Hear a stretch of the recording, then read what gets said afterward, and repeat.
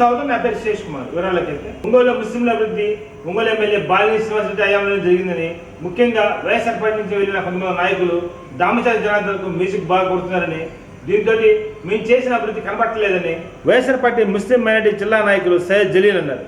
స్థానిక వైఎస్ఆర్ పార్టీ కార్యాలయంలో మీడియా సమావేశంలో పాల్గొని మాట్లాడారు. ఈ కార్యక్రమంలో నగరపార్టీ నాయకులు కటార శంకర్, కావటి రవి, గంటా రామానాయుడు తదితరులు పాల్గొన్నారు.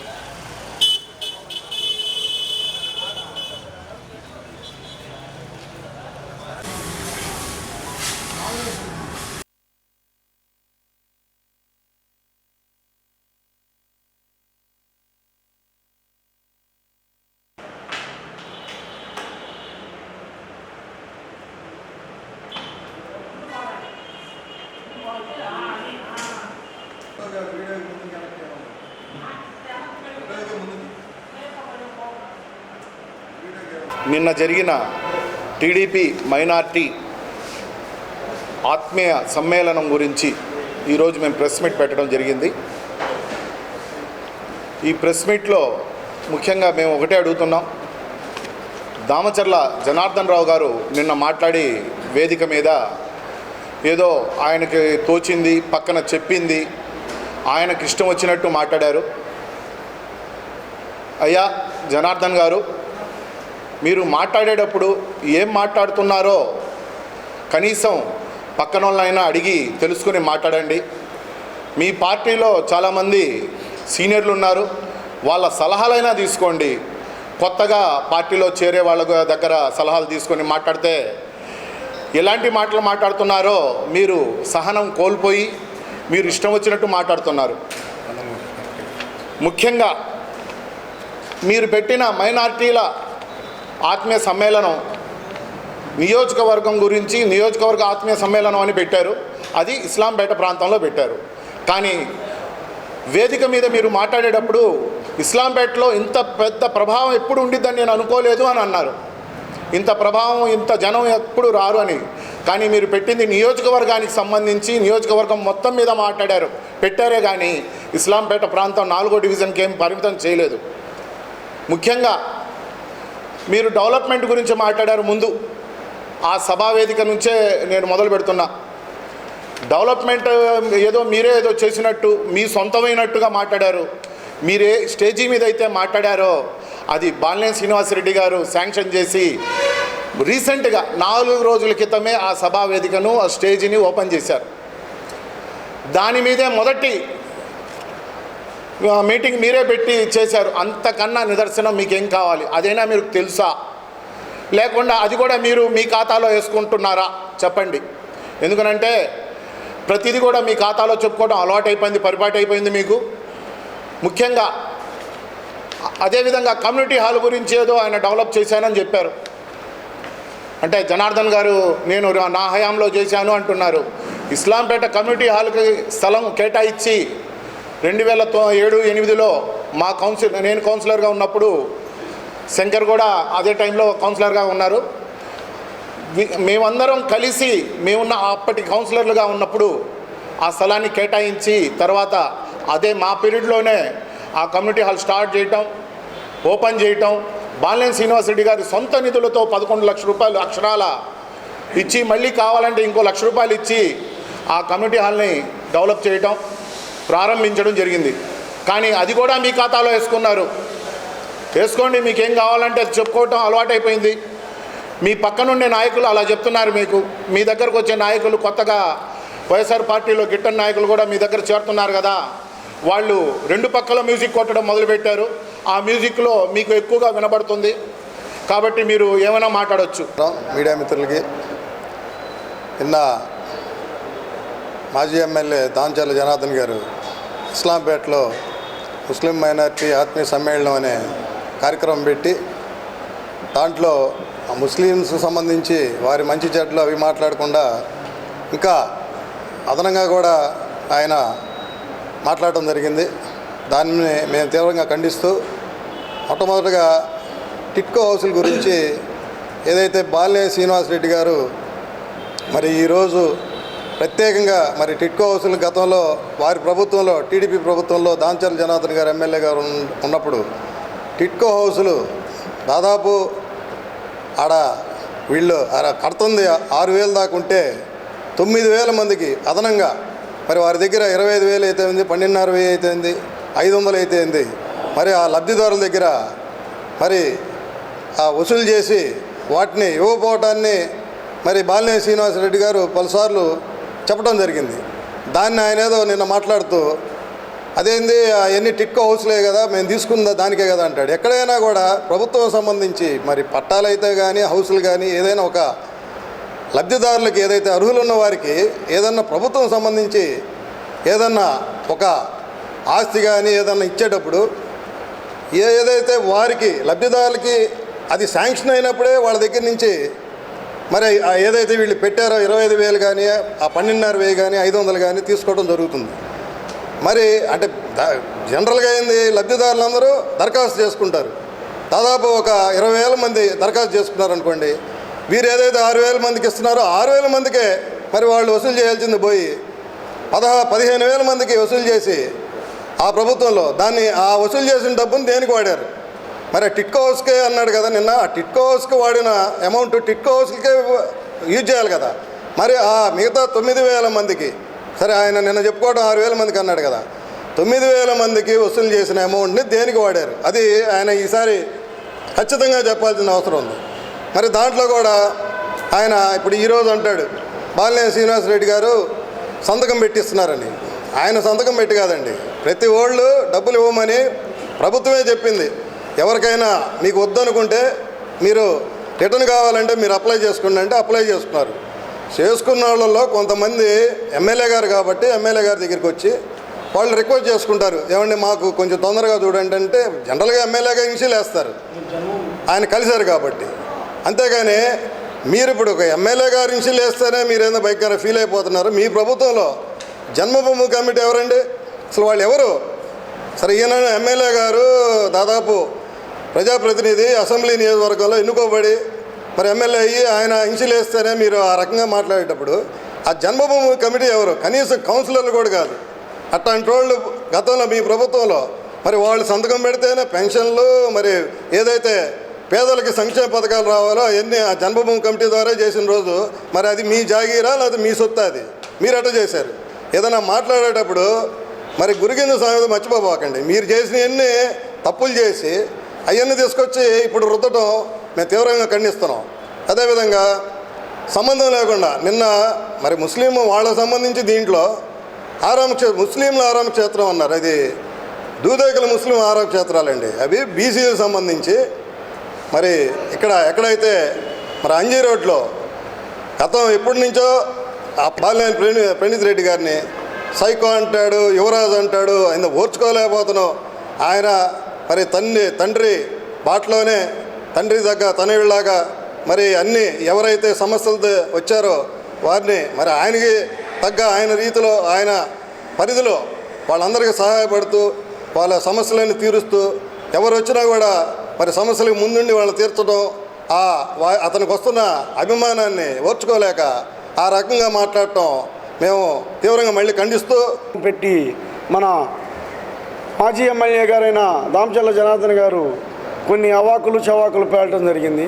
ముఖ్యంగా ఆ ముస్లిం ఆత్మీయ సదస్సులో ఆ పార్టీలో చేరుతున్నట్టు మీరు చూపించిన వాళ్ళందరూ ఆల్రెడీ మీ పార్టీ వాళ్ళకే మీరు కండవాలు వేసి మీరు ప్రోగ్రాం చేసుకొని ఏదో వందల మంది వేల మంది ఇస్లాంపేటలో చేరిపోయినట్టుగా మీరు సృష్టించుకోవడం తప్పితే ఏమన్నా ఉందా?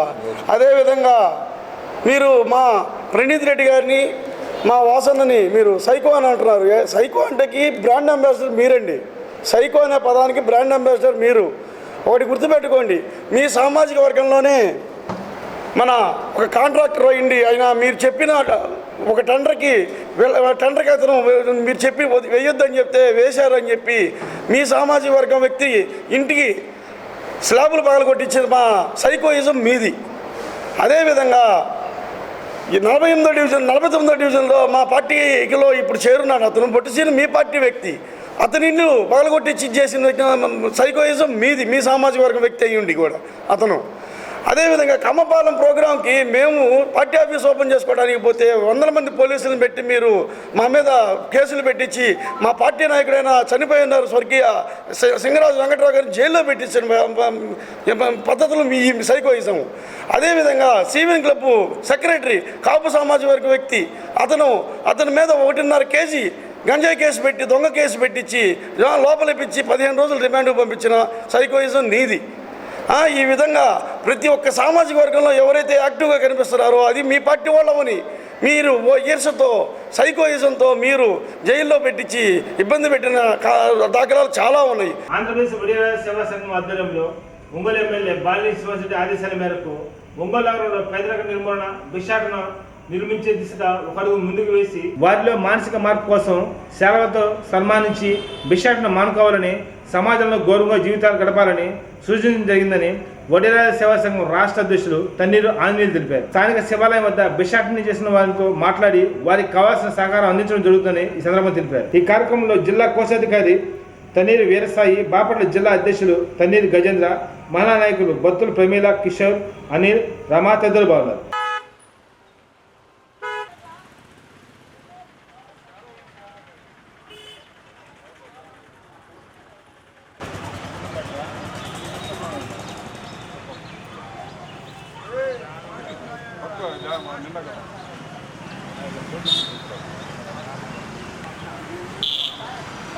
మొత్తం ఓపెన్ చేయరా?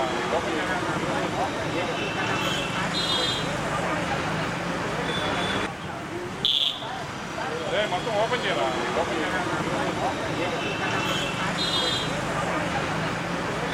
గంట పైన అయింది, నీ ఫోన్ పని చేయట్లేదు. నీ బండి వచ్చి గంట పైన అయింది, నీ ఫోన్ పని చేయట్లేదు.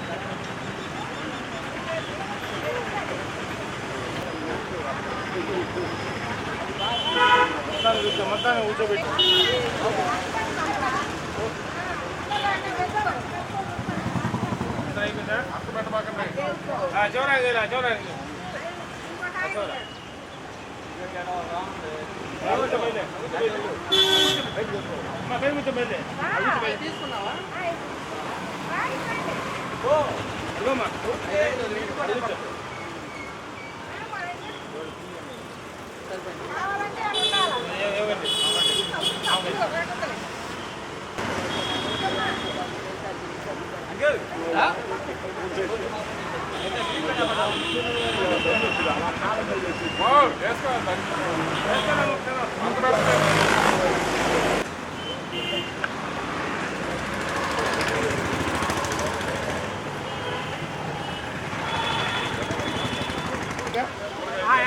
నిలబండి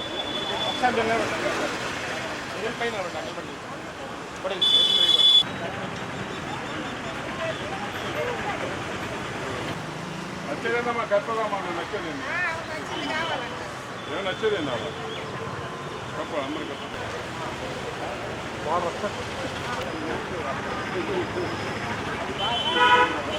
మొత్తాన్ని కూర్చోబెట్టి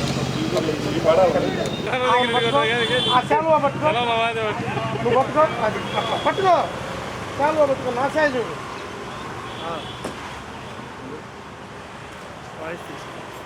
నా వయసు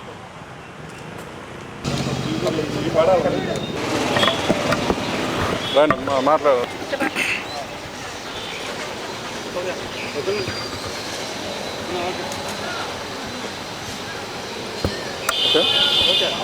అందరికీ నమస్కారం.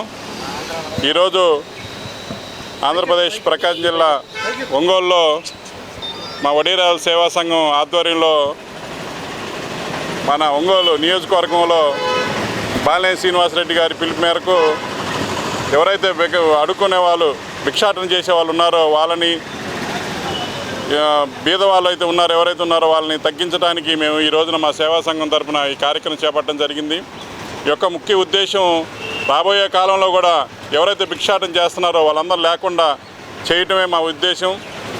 ఈ రోజున కొంతమంది నేను వ్యాపారంగా చేసి తీసుకొచ్చి గుళ్ళ దగ్గర కూర్చోబెట్టి వాళ్ళు సంపాదించుకొని ఇది ఒక వ్యాపారంగా తయారవుతుంది. దాన్ని తెలియజేయడానికి మేము ఈ కార్యక్రమం పెట్టాం. ఒకటి భిక్షాటన చేసే వాళ్ళకి ఒకటే చెప్తున్నాము, మీరు జీవితంలో మీరు ఇదే బతుకులు కాదు. దయచేసి మీరు గవర్నమెంట్ నుంచి, సెంట్రల్ గవర్నమెంట్ అయితేనేమి, స్టేట్ గవర్నమెంట్ అయితేనేమి, గవర్నమెంట్ నుంచి చాలా పథకాలు ఉన్నాయి. ఆ పథకాలన్నింటినీ కూడా మీరు వినియోగించుకొని మీరు మీ బిడ్డల్ని మీ కుటుంబాన్ని అభివృద్ధి మార్గంలో ప్రయాణించాలి తప్పితే జీవితాంతం అడుక్కుంటూ ఈ విధంగా గుళ్ళు దగ్గర మీ భిక్షాటన చేయొద్దని చెప్పి మేము మనవి చేసుకుంటున్నాం. అదేవిధంగా మీరు ఇక్కడ భిక్షాటన చేసే వాళ్ళకి ఒకటే మేము సూచనలు ఇస్తున్నాం. మీరు ఎవరన్నా సరే ఇక్కడ గుళ్ళ దగ్గర టెంకాయల వ్యాపారం కానీ పూల వ్యాపారం కానీ ఇంకేదైనా వ్యాపారాలు పెట్టుకోవడానికి మీకు ఏదైనా ఆర్థిక స్తోమత కావాలన్నా కానీ మా వంతు సహకారం మేము చేస్తాం. అదేవిధంగా గవర్నమెంట్ నుంచి కూడా మేము అడిగి మేము మీకు సహకరించడానికి మీ అభివృద్ధికి తోడ్పడడానికి మా వంతు సహకారం మేము అందిస్తాము. అదేవిధంగా రాబోయే కాలంలో కూడా మంచిగా మీ భవిష్యత్తులో మంచిగా తీర్చిదిద్దుకొని మీ కుటుంబాలు ఉన్నతంగా మీకు సెలవులు ఈరోజు ఎందుకు కప్పామంటే అందరూ ఎవరెవరో పెద్ద కప్పుకుంటున్నారు, పనికిమాల అందరూ కప్పుతున్నారు. కానీ ఇక్కడ మీకు కప్పడానికి ఒకటే ఉద్దేశం, మీకు సెలవులతో సన్మానం చేయడం ఏంటంటే ఉన్నతమైన వ్యక్తులకి ఈ సెలవులతో సన్మానం చేస్తారు. అదే కూడా మీరు కూడా ఉన్నతంగా ఎదిగి ఆ సెలవులు కప్పించుకునే స్థాయికి మీరు ఎదగాలని ఒక ఉద్దేశంతో మేము ఈ రోజున ఈ సెలవులు కప్పే కార్యక్రమాన్ని మేము మా వడ్డీరాల సేవా సంఘం తరఫున మేము చేయడం జరుగుతుంది. కాబట్టి మీరు భవిష్యత్తులో కూడా మాకు ఉన్నతంగా మీ బిడ్డలను కానీ మీరు ఎదిగి ఈ సెలవుల్ని కప్పుకునే విధంగా మీ భవిష్యత్తులు తీర్చిదిద్దుకుంటారని చెప్పి తెలియజేస్తూ సెలవు తీసుకుంటున్నాం. నేను గారు బాబు గారు మేము ఇక్కడ 40 మంది భిక్షగాళ్ళు ఉన్నాము, గుడికాడ అడుక్కుంటున్నాము, రోగిష్టోళ్ళము. మాకు ఏదైనా సాయం చేస్తే మేము ఈ భిక్షను వదిలేసేసి మేము కూడా ఏదో మనిషిలాగా బతుకుతామని ఉండాము. అంతా ముసలివాళ్ళు, కుష్టి వాళ్ళు ఉండారు. ఏదో చాకరీ చేసుకోలేక ఈ గుడికాడ శివాలయం కాడ బాధలు పడుతూ ఏదో హింసలు పడుతూ ఉండారు. మాకు మీరు ఏదన్నా సాయం చేస్తే ఆంజనేయుల ద్వారా మాకు ఆనందంగా మీరేదన్నా మాకు ఇస్తే మేము కూడా ఒక సంతోషంగా బ్రతుకుతామని మేము ఉండాము. బాలనేని గారు అయ్యా, మేము ఇక్కడ చాలా అవస్థలు పడుతున్నాం, వానలో పండుకుంటున్నాం, ఇల్లు వాకిళ్ళు లేవు, ఏదో ఇక్కడ ఉండి ఏదో వచ్చినది తినేసి ఇక్కడ ముడుచుకుంటున్నాం. బాబు గారు మీరు మాకు ఏదైనా సాయం చేస్తే మాకు మీ ధన్యులారు బాబు గారు. జగనన్న విద్యాదీవెన చెక్కులను విద్యార్థులకు జిల్లా ఇన్ఛార్జ్ కలెక్టర్ కె శ్రీనివాసరావు జిల్లా కలెక్టర్ కార్యాలయంలో అందజేశారు. నేరుగా తల్లుల ఖాతాలోకి వేసే కార్యక్రమాన్ని చేపడుతున్నారు. నాగార్జున గారికి, జిల్లా పరిషత్ చైర్మన్ శ్రీ శ్రీనివాసులు గారికి, honourable member of parliament Shri Reddappa గారి పేద మరియు మధ్యతరగతి విద్యార్థుల భవిష్యత్తును చేయూత అందిస్తూ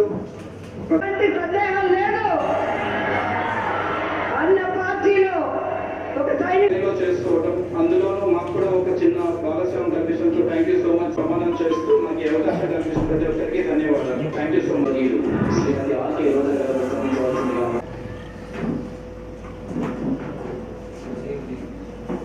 ఇవాళ దాదాపు 9,32,225 మంది విద్యార్థుల తల్లిదండ్రుల ఖాతాలోకి 680,44,00,000 రూపాయలను ఇప్పుడు మన ముఖ్యమంత్రి వర్యులు బటన్ నొక్కి కార్యక్రమాన్ని జ్యోతి ప్రజ్వలనతో ప్రారంభించాల్సిందిగా ముఖ్యమంత్రి గారు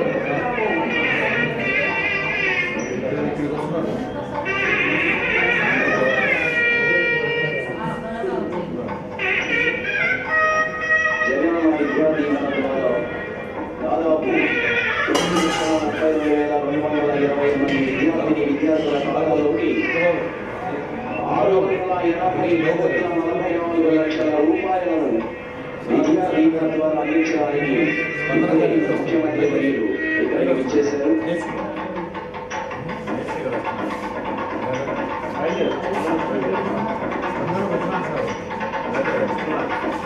అట్లాగే మెగా చెక్ కూడా ముఖ్యమంత్రి గారి చేతుల మీదుగా మెగా చెక్ కార్యక్రమాన్ని కూడా ముఖ్యమంత్రి గారి చేతుల మీదుగా లబ్ధి పొందినటువంటి కొంతమంది విద్యార్థులు వారి తల్లిదండ్రులు అందుకోబోతున్నారు.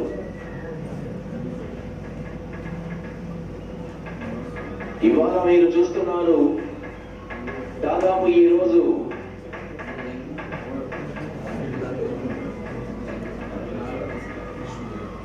తర్వాత vote of thanks by Shri B Srinivasulu garu IAS.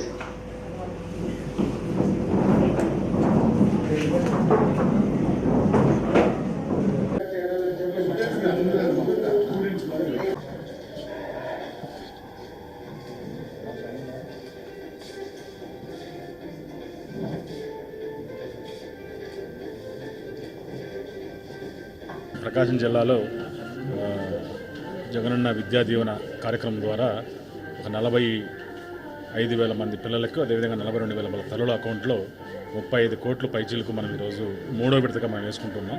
ఇప్పటివరకు ఈ సంవత్సరానికి సంబంధించి ఈ 3 విడత కలుపుకుంటూ ఆల్మోస్ట్ ఒక 50,000 మంది పిల్లలకి 47,000 తల్లుల అకౌంట్లో 107 కోట్లు అమౌంట్ ఇప్పటివరకు వేయడం జరిగింది. దీని ద్వారా విద్యార్థులు ఖచ్చితంగా వారు ఏ పరిస్థితిలో ఉన్నా, వాళ్ళ ఫైనాన్షియల్ ఏ పరిస్థితిలో ఉన్నా కూడా ప్రభుత్వం అందిస్తున్న ఈ యొక్క ఆర్థిక సహాయాన్ని వీరు ఖచ్చితంగా వాడుకుంటూ వారు ఖచ్చితంగా బాగా చదివి ఉన్నత విద్యావంతులయ్యి వారి కుటుంబానికి, సమాజానికి మంచి పేరు తేవాలని కోరుకుంటున్నారు. ఒడ్డెరల స్థితిగతులు తెలిసిన వ్యక్తులు ముఖ్యమంత్రి జగన్మోహన్ రెడ్డి, మాజీ ముఖ్యమంత్రి వైఎస్ రాజశేఖర రెడ్డి అని ఎమ్మెల్సీ చంద్రగిరి రేసిరత్నం అన్నారు. స్థానిక అంబేద్కర్ భవనంలో ఏర్పాటు చేసిన ఒడ్డెర బహిరంగ సభలో పాల్గొని మాట్లాడారు. కార్యక్రమంలో ఒడ్డెర సంఘం జాతీయ అధ్యక్షులు తన్నీరు ధర్మరాజు, ఒడ్డెర కార్పొరేషన్ చైర్మన్ దేవల రేవతి, జాతీయ ప్రధాన కార్యదర్శి Varusa Krishnaiah, Pulivendula municipal chairman Vallem Varaprasad, Chenkuthi municipal chairman Challa Ankul, రాష్ట్ర మహిళా సంఘం అధ్యక్షురాలు యనమల మాధవి, ఒడ్డెర సంఘం నాయకులు తన్నీరు నాగేశ్వరరావు, బెల్లంకొండ అశోక్, కుంచాల బ్రహ్మయ్య, బండారు శ్రీరాములు, పల్లపు శ్రీనివాసరావు తదితరులు పాల్గొన్నారు.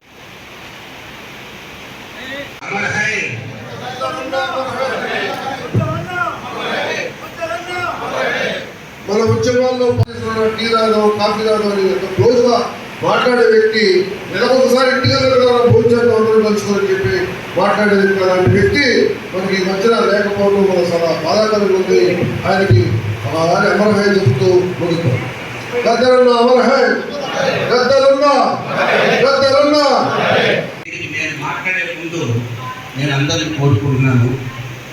మరి కొద్ది రోజుల క్రితం ప్రజానాయకుడు, మరి పేదల పక్షపాతి, మరి అనగారిన వర్గాలకు మరి వెన్నుదన్నుగా ఉండి కేవలం 15 రోజుల క్రితం మరి మనందరినీ వీడి వెళ్ళిపోయిన గద్దర్ గారి గురించి మరి అందరూ కూడా ఇక్కడ ఉన్న వాళ్ళందరూ కూడా నిలబడితే ఒక్క 2 నిమిషాలు మనం మౌనం పాటించినట్టయితే, ఎందుకంటే ఆయన మన ఒడ్డెర జాతి బిడ్డ కాకపోయినప్పటికి కూడా మరి అన్ని జాతులు కూడా గద్దర్ మా జాతి అనే విధంగా పేద బడుగు బలహీన వర్గాల మరి ప్రతినిధిగా కేవలం మీటింగులు చెప్పడం కాకుండా ఆ కులానికి సంబంధించిన మరి పాటలు పాడటం, ఆ కుల వృత్తుల్ని మరి ప్రతి ఒక్కరికి కూడా తెలిసే విధంగా, సామాన్య ప్రజలకు కూడా తెలిసే విధంగా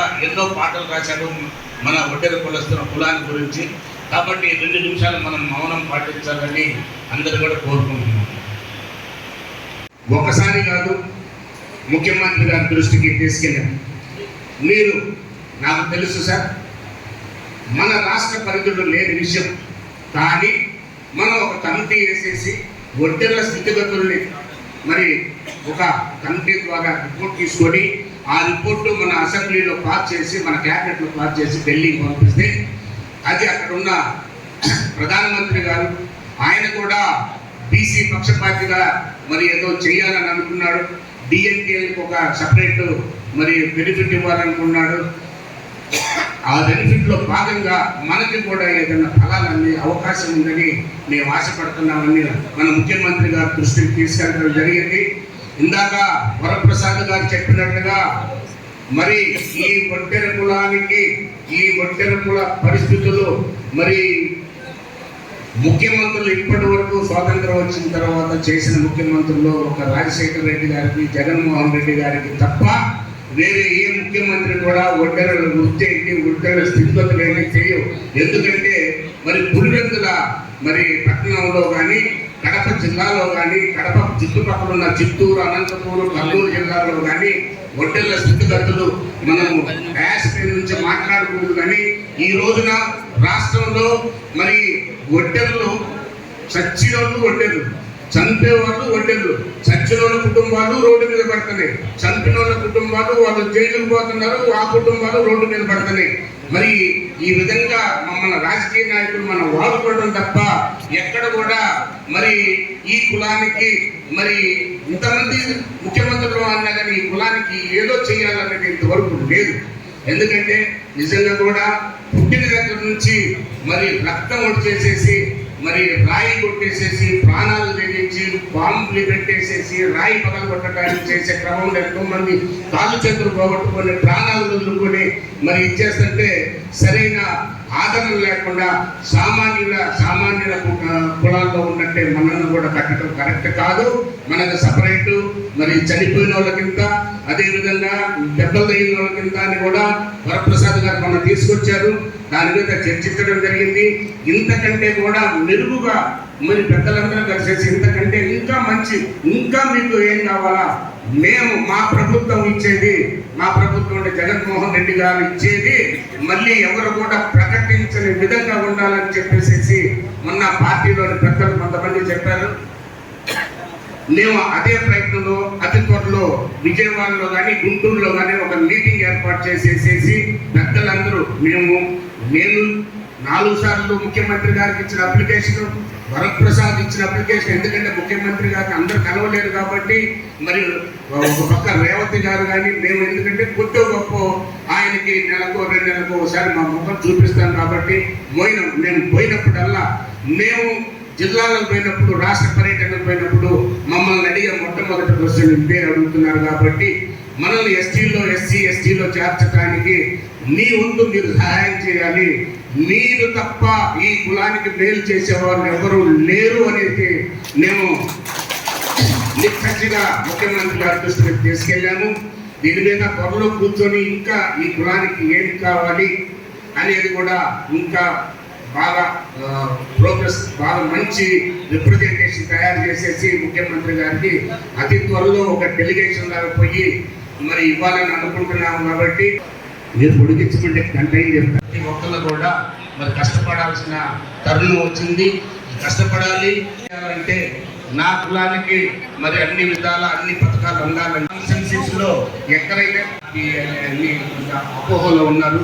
ఇది పార్టీది కాదు. మీకు ఇష్టం ఉంటే వచ్చేసేసి సంక్షేమ పథకాలు